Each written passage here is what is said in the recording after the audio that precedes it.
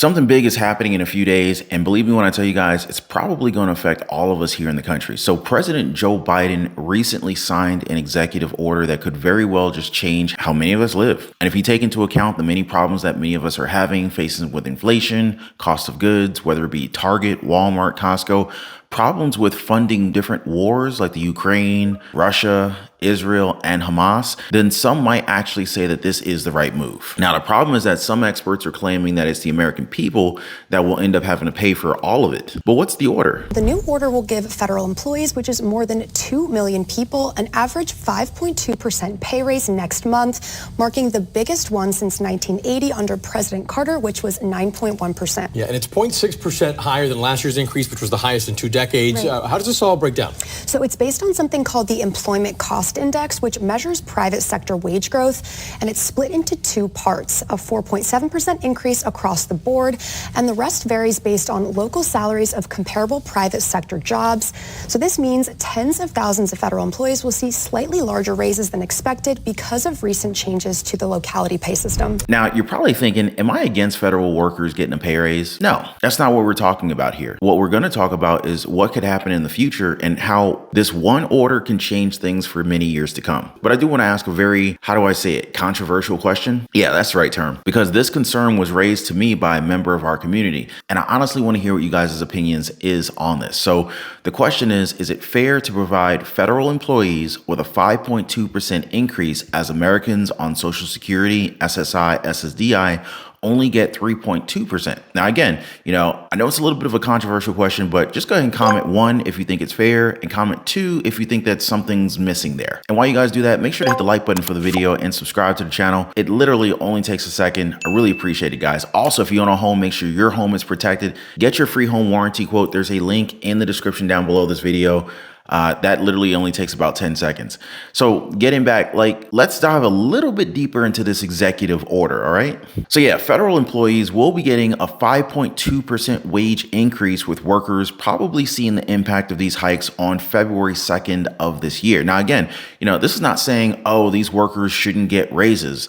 It's nothing like that. The issue is that this may not have been thought out so thoroughly as we would have wanted. I mean, look, federal agencies, they're going to have to work with what they have in their budget, right? Remember that these agencies, they're pretty much running on fumes right now, and they're on a budget based on a continuing resolution, meaning that their budget for this year is going to be based off of what they got last year. You see how this is shaping up, right? It's not like they got an increase that will be able to handle and support a 5.2% wage hike, which means that they're probably going to have to make some painful changes that could ripple out to the American people. I mean, what do you do when you have added expenses that you can't avoid, right? It could be an emergency and you just suddenly have to push some cash that way. So what's the most logical thing that we end up doing as responsible adults? Well, we end up cutting stuff off. And that's exactly what could happen with multiple federal agencies, as it's only going to take a few months until they have to make some really steep cuts. And this could be different things. It could be probably maybe layoffs, furloughs, hiring freezes,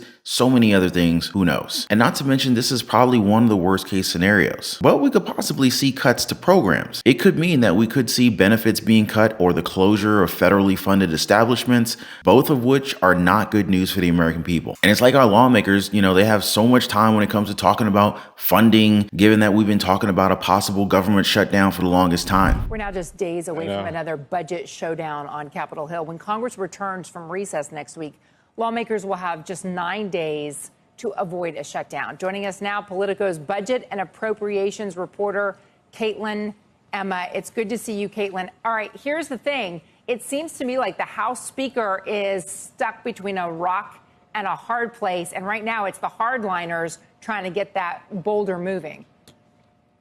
Right. I mean, this is really the same fight that we've seen all year over government funding, just dragging itself into 2024.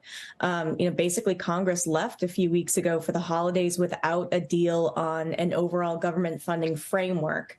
So that would be essentially the parameters of a deal that would allow for federal agencies to get updated budgets for the current fiscal year. Right now we're operating under a continuing resolution, a stopgap that just extends flat funding. So without this deal in place, it's really hard to sort of write the rest of the spending bills that comprise like a huge government funding deal. And really, lawmakers needed this weeks ago. So we are heading into 2024 with, two separate government shutdown deadlines in January and February. And, lawmakers are no closer to just nailing down the basics. It's like none of them can really make up their minds about it. And they continue to just kind of kick the can down the road. The stop sign of that road is coming to an end this January. And it includes some veterans assistances and food and drug safety services, with the road completely running out by early February. But what happens if both sides cannot agree? Well, as Julie Grace just said, it's that 1% cut across the board. And 1% doesn't sound like a lot, but it absolutely is. I was speaking with some folks last week from the defense industry, and that's the one that's really looking to get cut. Could be about $36 billion if they just decide to continue spending for the rest of the year and don't come up with those renegotiated spending bills and spending levels. And that could have a huge impact on defense, on the Pentagon, on U.S. preparedness in general. And I think, I completely agree with Julie Grace here. When it comes to the ability for Congress to get this done, they've got 9 days left where they're actually in D.C. working, and they don't even have the top line number yet. So they don't even know what they are trying to gauge their amounts to. They are very much behind, and they just really do not have a lot of time before January 19th.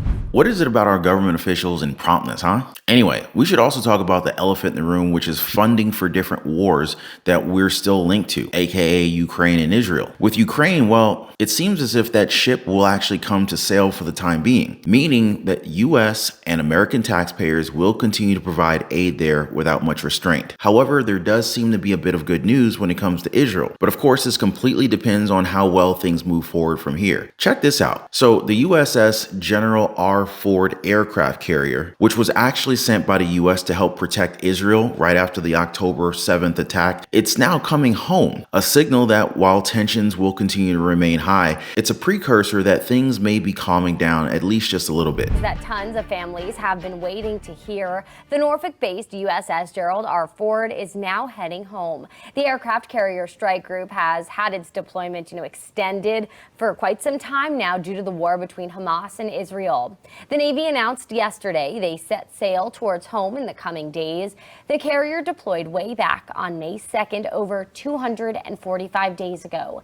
The previous deployment only lasted about 2 months. The amphibious assault ship, the USS Baton, which is also based in Norfolk, will take the Ford Strike Group's role in the region. The Baton is already transitioning towards the eastern Mediterranean. Now, if you mix that with Israel now pulling thousands of troops from Gaza, and you kind of assume that the funding may not be as essential for Israel at the moment. Now, granted, we should expect to provide humanitarian aid to Gaza, but this is a possible sign that this conflict may now be coming to an end. And this means that the US can finally get back to focusing on its people, something that millions of people here at home desperately need. But what are your thoughts on everything that we talked about today? Feel free to share them down in the comment section down below. And before I go, I want to thank you guys for your time. Thanks for hanging out, and I'll see you on the next one.